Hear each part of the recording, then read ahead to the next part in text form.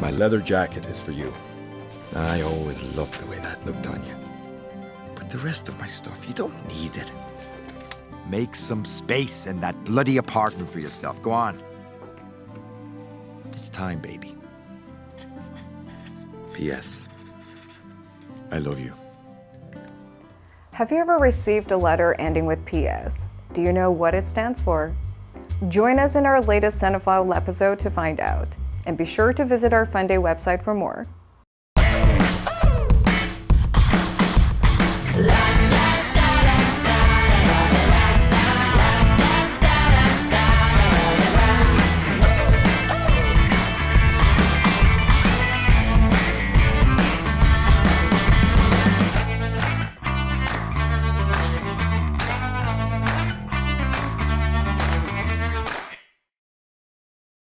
Hi everyone, I'm Peggy, your Cinephile host. P.S. I Love You is a 2007 American romantic drama film based on the 2004 novel of the same name by Cecilia Ahern. The film stars Hilary Swank and Gerard Butler among other A-list actors. It's a story about a young widow who discovers that her late husband has left her letters intended to help her ease her pain and start a new life. What would you do if you received letters from a loved one who's passed? Would you find it romantic or creepy? Oh no, I don't know what I said. You said it. You know you said it. I don't know what I said, but I didn't mean Yes, it. you did. You mean everything you say. Oh, sometimes I mean nothing when I say something. Something is never nothing. It's always No, something. most of what I say is nothing. It's just something to say. No, men say it's just something to say in order to get away with saying something, but they know they're saying something every time they say it. Say what? What did I say? You said at my mother's tonight you would have a baby, but that I'm not ready. To my mother! Holly and Jerry are a married couple who live on the Lower East Side of Manhattan. Though they fight occasionally, they're deeply and completely in love with each other. One unforgiving winter, Jerry dies of a brain tumor. Deeply distraught, Holly withdraws from her family and friends out of grief. On her 30th birthday, they make a surprise visit only to find a messy apartment with Holly singing karaoke to cope with her pain. As they rally around her and help organize the apartment, a cake is delivered with a recorded message from Jerry. Hey, baby. Surprise.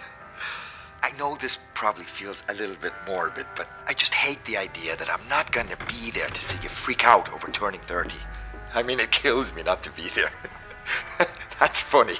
It's not. Okay, no, it's not. You're going to be so impressed. I have a plan, baby. Can you believe it? I've written you letters. Letters that will be coming to you all sorts of ways. Now, I thought I'd wait until your birthday because I figured you weren't even stepping out of the house for a while. Letter number 1 will be arriving tomorrow. Now, you must do what I say, okay? Okay? Jerry demands that she goes out with the girls and have a proper celebration of her 30th. As each new letter arrives, it brings about renewed hope to Holly, all ending with, P.S. I love you. As the seasons pass, she awaits in anticipation for the arrival of each new message. With the most recent letter, Jerry has arranged for Holly and her friends Denise and Sharon to travel to his homeland of Ireland, sending her on a new adventure, which gets her super excited. But Holly's mother is concerned that Jerry's letters are keeping Holly tied to the past. You know, I've stood by and not said anything about all this, but now I think it's time it stopped. What do you mean? It's not healthy. Jerry's not going to be able to keep this up forever, is he? His life ended, and so will his letters. At some point, you're going to have to face things on your It own. was a gift from Jerry. And how can you say that? My husband was 35 years old. He wasn't supposed to die. But he did. It was awful. It's what happens.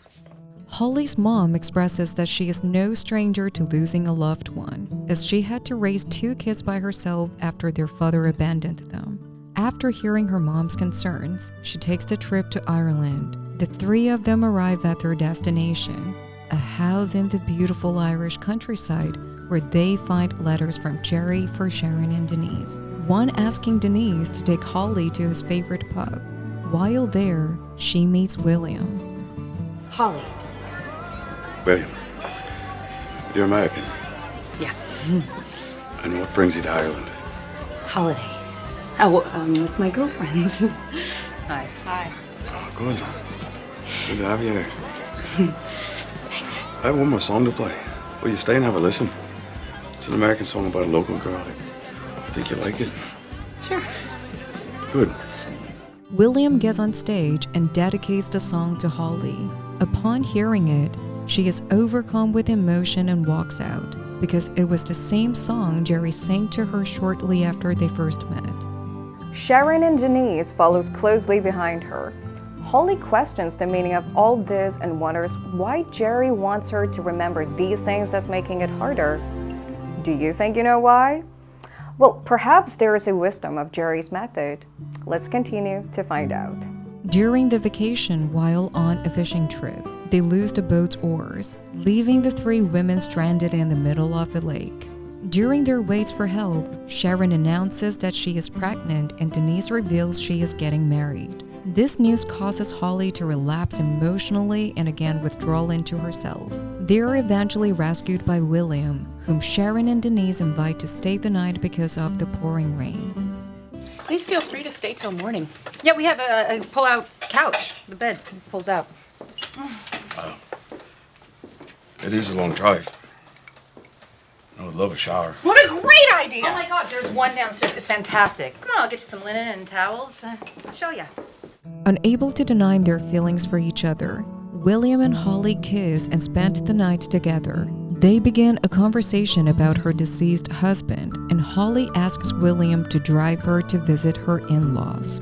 Upon Holly revealing their names, William realizes she is the widow of his childhood best friend. Revealing this to Holly causes her to panic, but William calms her down and starts to tell stories about his and Jerry's childhood.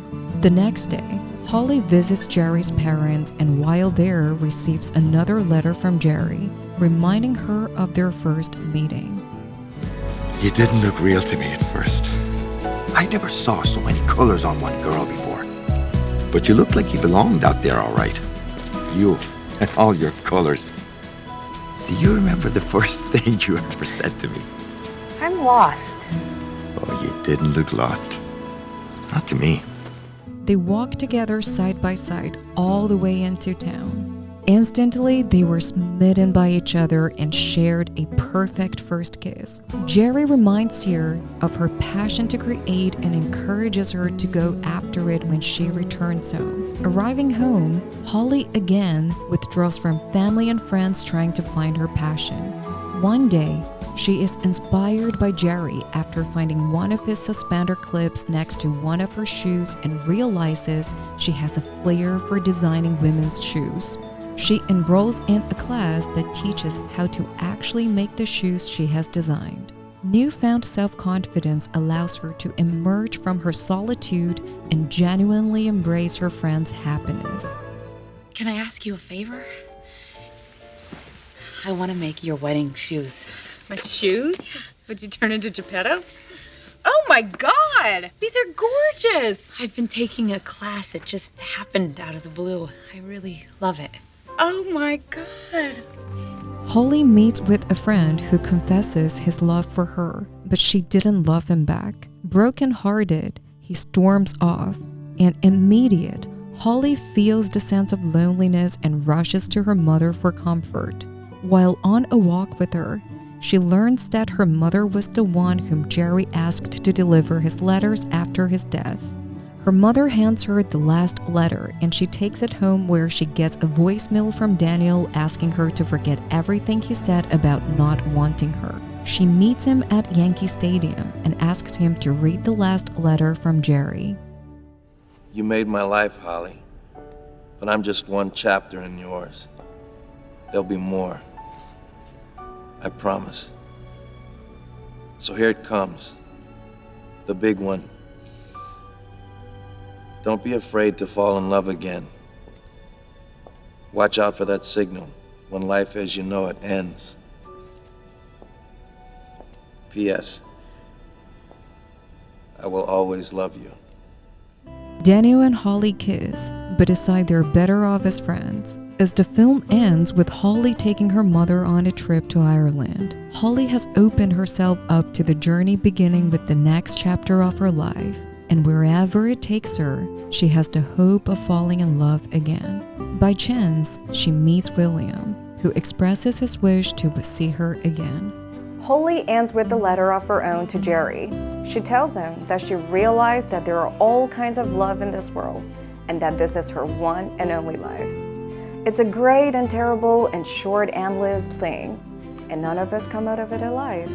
So why not enjoy every second of it while it lasts? 接下来我们来揭晓今天电影迷 P.S. 我爱你 P.S. I love you 要学什么。In our daily lives, we often use miscellaneous letters that stands for different things. Many of us know how to use them, but do we know what do they mean? Let's take PIN for example. We use it every day to access our stuff. But what does it stand for? Personal Identification Number. Okay, how about a more colloquial example?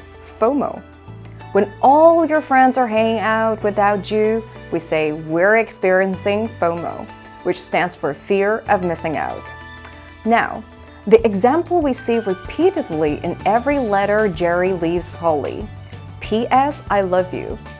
P.S. stands for postscript. It comes from the Latin postscriptum, which literally means written after. A postscript is an additional thought added to letters that comes after it has been completed. Well, P.S. I hope you have learned something useful in this episode of Cinephile. You can find more on the FUNDAY website. Let's make every day a fun day. I think you quite enjoy this getting lost, don't you? You know, actually, I don't mind so much, not here. So how did you come to be here? Oh, on my way home, college trip. We started in Greece. Jesus, that's a long walk. That's a bad joke.